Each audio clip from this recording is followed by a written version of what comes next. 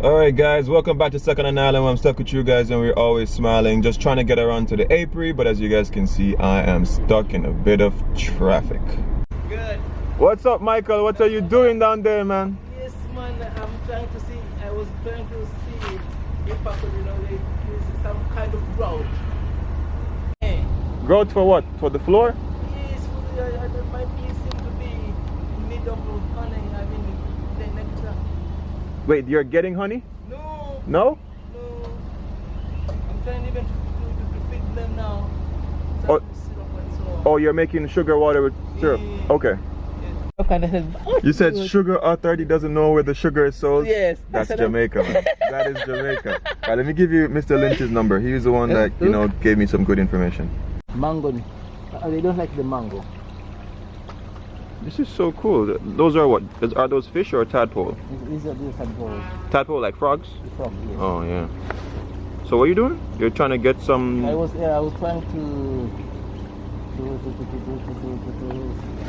feed them on mango. They don't like it too much. No. It becomes sour very fast. Yeah, mango is something that they don't really feed on. If they get very hungry, you will see them on mangoes out in the wild like that. That's what I saw. Yeah, the colonies did it because I saw they were multiplying very fast. Yeah. And they were very in this. No, they don't like mango because once years ago I did some research and I read like what trees they like pollinating our nectar from, and mango wasn't one.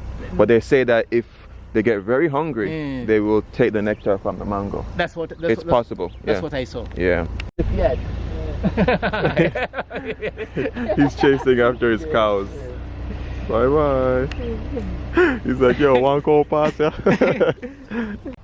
Yeah, I forgot to mention that Mocha's in the back. I'm so happy that her titties have gone back up. It doesn't look long. You know when you see those little stray dogs on the road and they just look kind of strange with their titties all long and stuff? Yeah, that's gone. I was just speaking to Michael just now. He's like, yo, the drought really messed up the whole honey thing. He doesn't really have a lot of honey. So I'm gonna go into mine and get whatever I can get out of it, because yes, there was a really bad drought. If you guys could have seen, you saw the little stream, there's a lot of water because we did get some rain a couple weeks back, but let's see how they do in the next couple weeks as well. But whatever I have, I'll take it. Yeah, I'm not gonna show myself on this video for those who like to see my face because I have a bad hair day. So once I put on my thing, you can see me. Go on, Chino.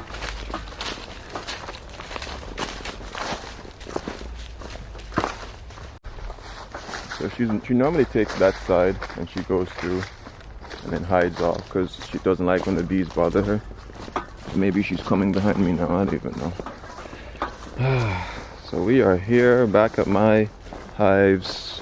I'm excited to see how they're doing, but I'm not expecting anything too great because, yeah, there has been a drought, but everything seems to be okay from the outside. Let's do it.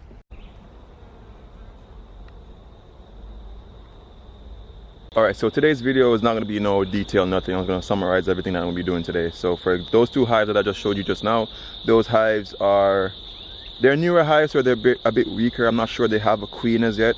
And one of them has a termite infestation, I know that. And they probably should be 3 weeks into that, so hopefully I can sort that out really quick. But most of today I'm just going to try to get as much honey from the hives as I can. So you guys can see the termite infestation, boom, you're going to see them walking through there. Yeah, they're there.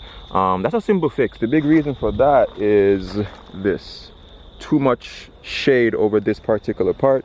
As you guys can see, these are more in the sunlight, and I believe this lumber here, this wood here, is not treated lumber, so they're going to be attracted to that.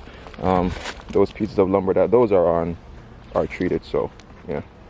All right, so those two hives are pretty much like non-existent because I don't believe that there's a queen in there. And like there's a song that goes, a real man can live without a woman, night and day is a worry to her man. Yeah, so those are like really messed up, but I don't really care about that too much because like I knew that they were weaker. They didn't quite establish a queen, so like I have to sort it out, so that's no big deal. I'm gonna look into the others, which I know are a lot better, and get some honey. I just thought I'd show you guys this. You guys can see some of the drones that are hatching out. So they gradually eat through the comb. So yeah, a lot of drone cells on this. Alright, so just to update you, I can't really tell you I'm the happiest person right now because like the dirt period really messed us up like big time. Good part about it was that we have these, so what I'm gonna be doing tomorrow, I really didn't plan to come back here tomorrow, but tomorrow I'm gonna come back and do some splits, meaning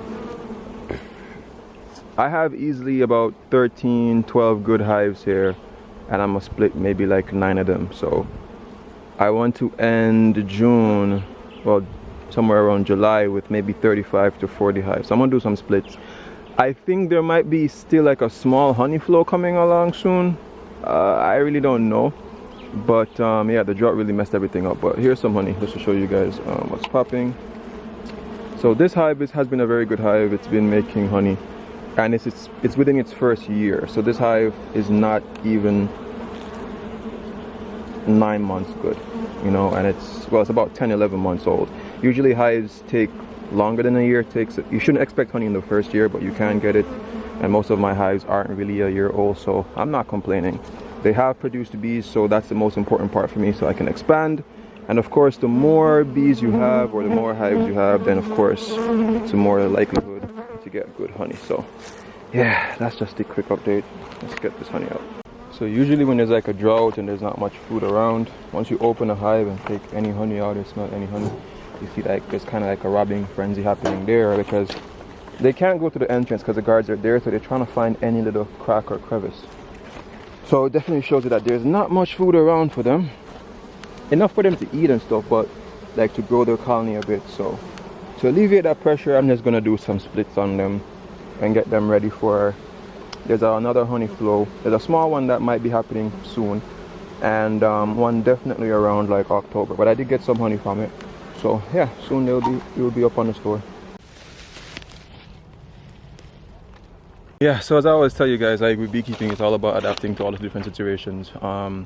One thing I definitely have to work on, and I'm gonna get this done before July is done, is to also build my solar wax melter. I have a fridge that's down there.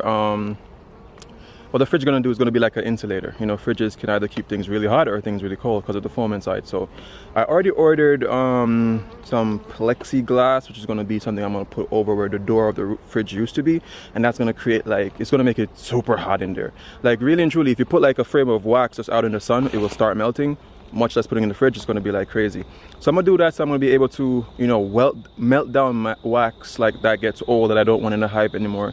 That's going to help my process along a lot faster. And yeah, tomorrow I'm gonna come over here, do my splits as I said.